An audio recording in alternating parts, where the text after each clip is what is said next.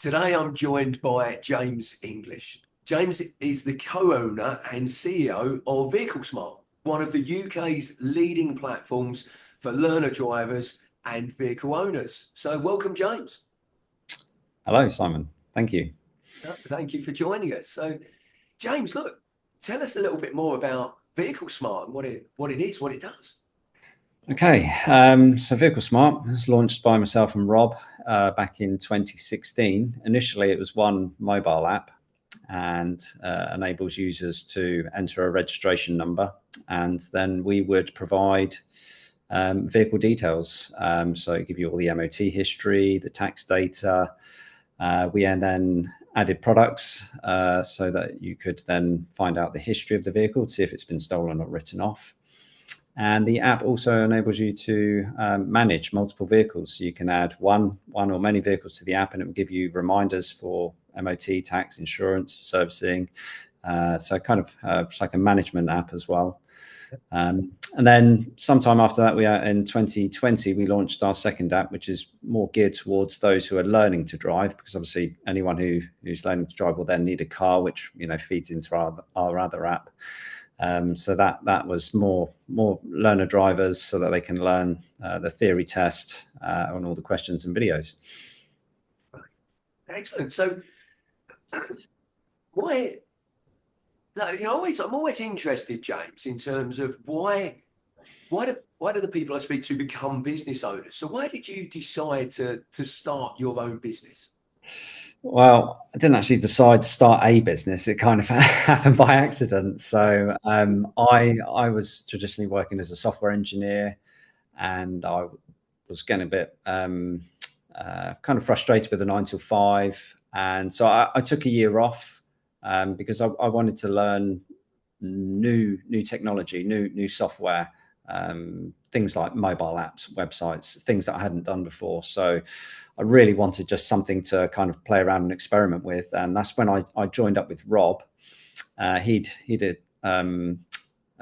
created websites and mobile apps. So he said, these are the technologies you can look at. So kind of built the app around one of my passions, which is cars. And I thought, well, it'd be good to be able to use an app to manage several cars, because I've got a car, wife's got a car. It's like when are the MOT and tax due for each and everything else. So it was built purely as around something for me personally to use. And we didn't build it as a business. We just thought, okay, it's a nice little exercise to go through, and we just popped it onto the app stores and just kind of let it kind of go. And from then on, it's just grown and grown and grown and grown, and we've had more features, products, and everything else.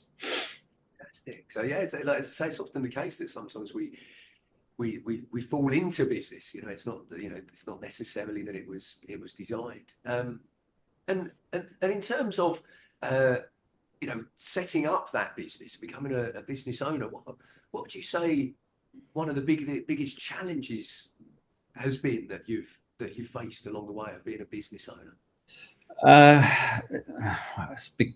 One of the biggest challenges is having to do everything yourself. So you don't have a team of people. We haven't got HR. We don't have a legal department.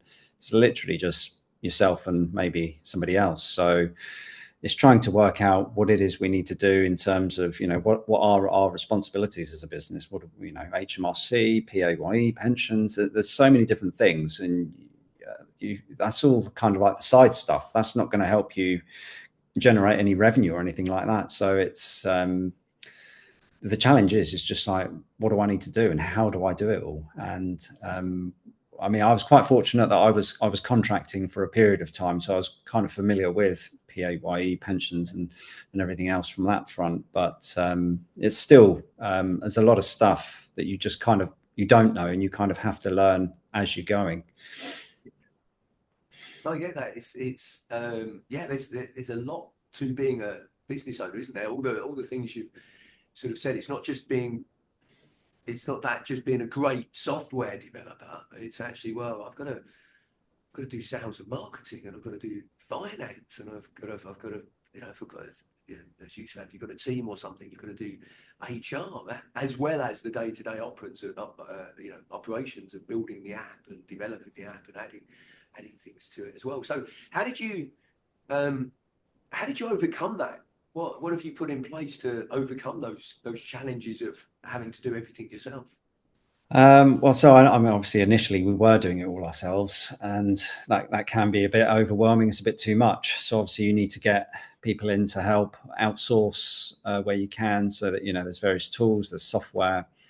Um, we're quite lucky that we found a good accountant, so then you can pass on a lot of the responsibilities of the PAYE, the general that side of the business to them. But generally, it's just added in processes, because obviously you're doing things and you need to make sure you're doing the same things consistently.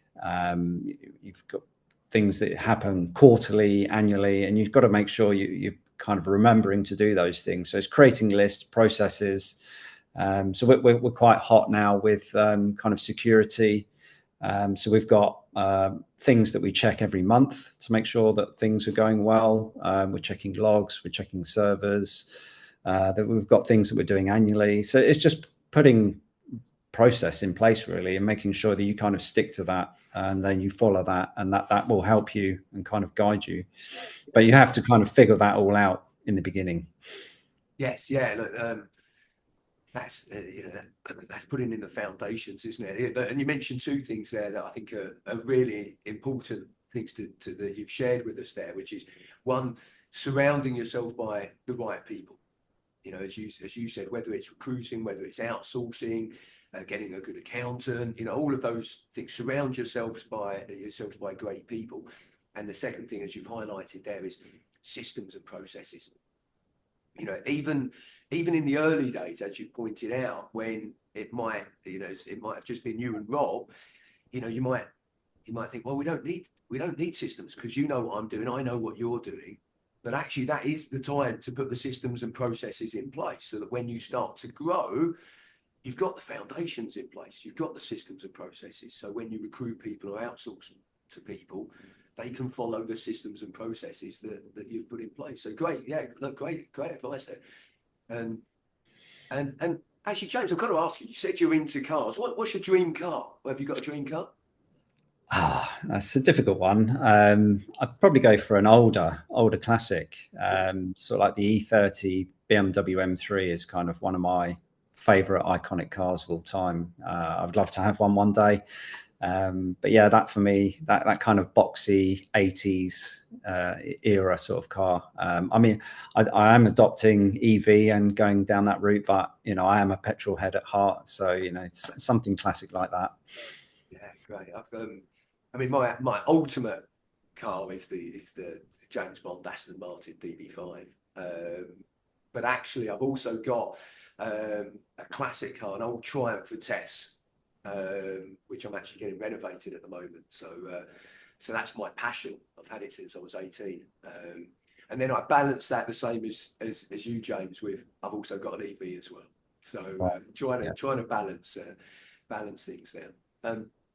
Okay, so look, what would you say the biggest learning that you've had since you've been in business? Well, what's the biggest learning that you've had? There's been many, but I think initially in the early days, we kind of struggled to find what our value was, what is our worth, what should we charge people? Okay, yeah. Because we created this product and there was kind of nothing similar on the market. So where do we price it?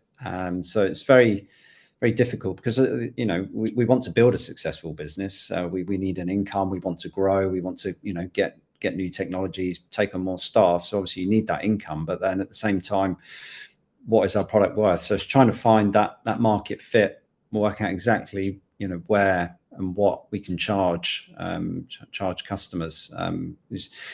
You want to provide a good service, and you don't want to kind of undersell yourself. So it's trying to find that worth really. That was quite a challenge. And how did you go about sort of trying to do that? What did you do to try and identify that? Again, I think it's helped by having external input. So somebody else looking at your business and saying, well, you can charge much more than that. You know, you're worth this, you're worth that. And it's kind of having that realization that actually, yeah, okay, we can charge that, and the business isn't going to fold if you put your prices up. So yeah, just kind of having that external influence, you know, from somebody outside who just kind of looks at the business and kind of goes, that's kind of that would be acceptable. You can do this. Yeah, and I think the key word that you used there, which I really liked, was value. You know, he said, what's the value of the product service that you provide to your consumer, rather than focusing on, well, what's the cost to your consumer? What value does it add? And therefore, you can work out from there, well, okay, so therefore, what might somebody be prepared to, and I always use this word, what might somebody be prepared to invest in purchasing your product or service? Because it always needs to be an investment. Whatever anybody's buying, it always needs to be an investment, because they're looking to get something in return. Yes. And if what they're getting in return they see as being worth more in value to them as what they're paying out, then they'll buy it. If they don't, then they won't. So that's the absolute sort of key there. So, and okay, so what would you say is the biggest? Because you mentioned there that you want to grow and move forward and develop your product. So what do you see as the key challenge that to you moving forward with that? For us right now, I think it would definitely be sort of manpower. So more staff, because obviously we do a lot of the work ourselves, but there's always too much work. So having an extra pair of hands to help would be what we would want probably right now. That's the biggest challenge. And what would you say the challenge is in relation to that? Is it finding the right person with the the right skills and an attitude, etc., or is it in terms of when is the right time to recruit that person? In terms of, well, we need to make an investment in that person, but we may not get a return on them immediately, or is it both? Yeah, I would say it's both. So it's finding that right person, that right candidate, who would be a good fit for the business. It could be that we look at sort of going contract and say, we need somebody for 3 to 6 months. They can do the bulk of the work, and then we'll carry it on from there. But it's trying to decide what is the best. There probably is no best, but it's also having that.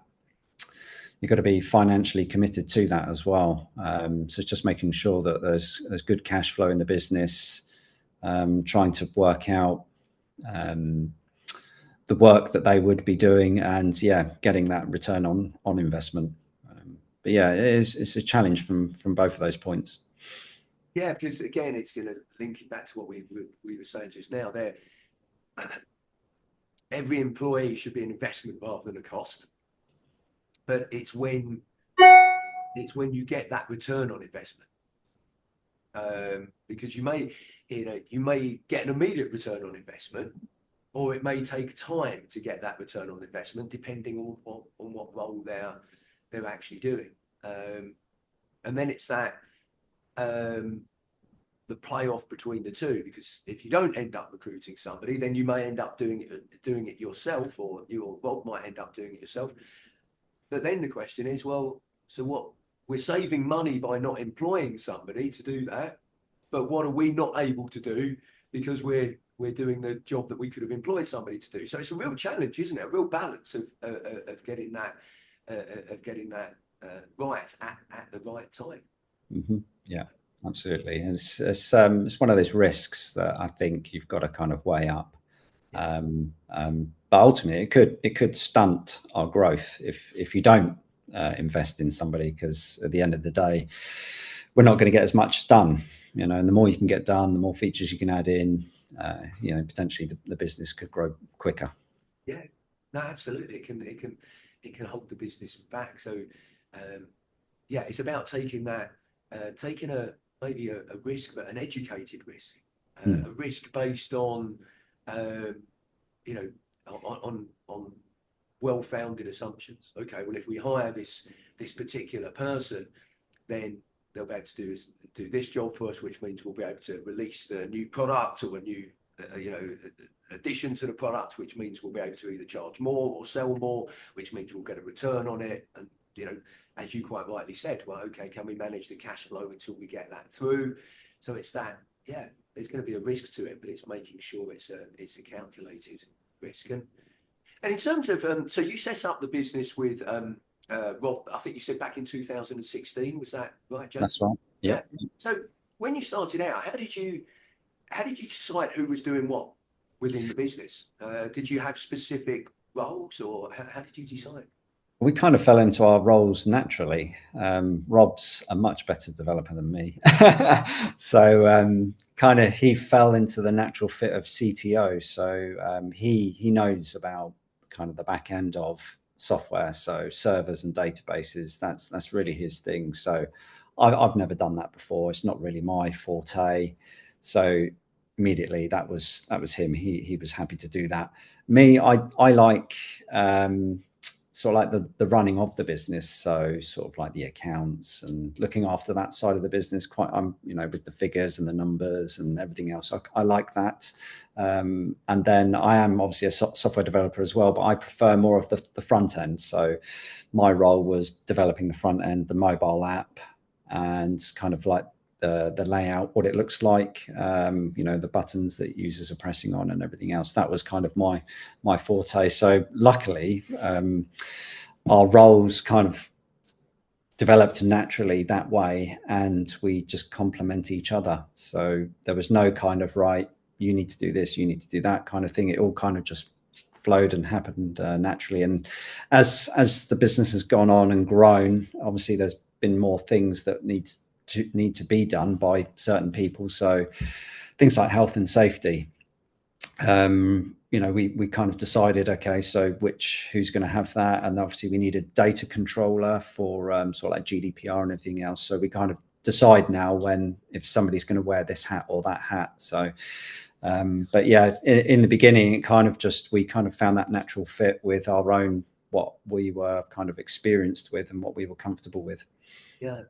Okay. Yeah. So it's like you sort of like, well, I say fell into those roles, but there was obviously more logic to that. Well, look, that's where your expertise lies. You focus on that. I'll focus on this, right?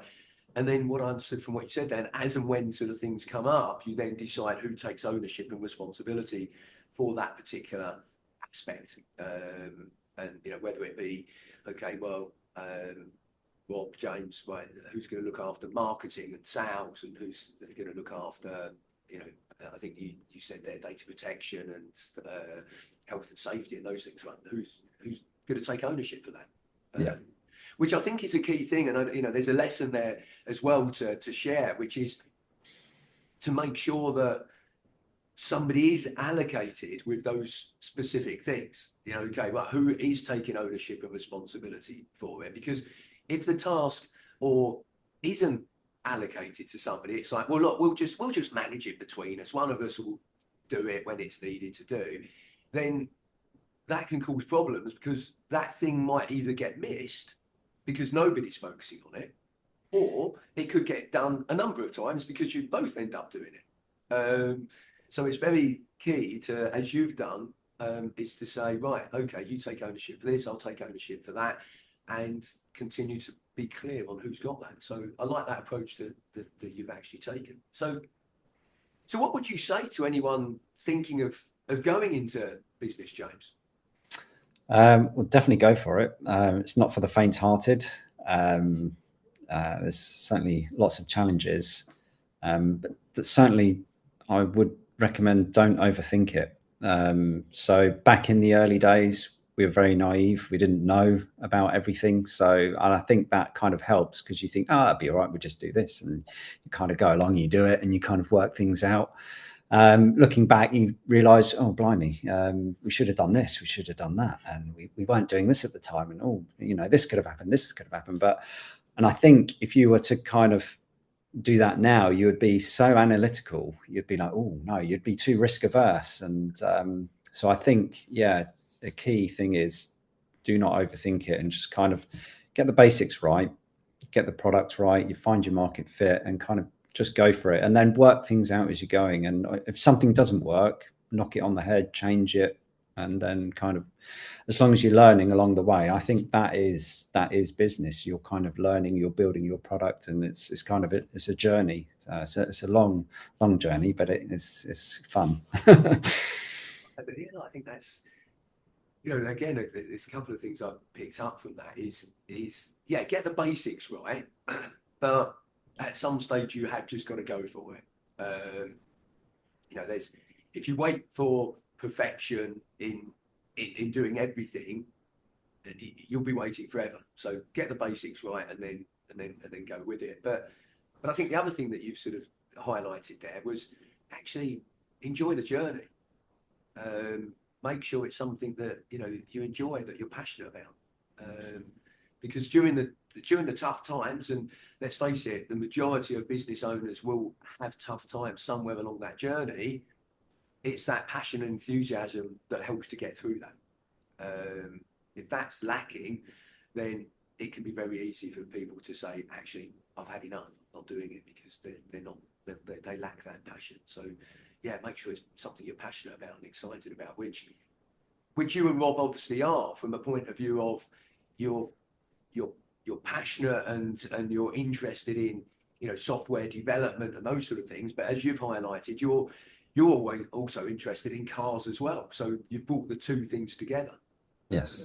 Which is great. So okay, and there's one question that I like to ask everybody that's kind enough to join me on this, James, and that is, what is the best advice that you would give to an 18-year-old you?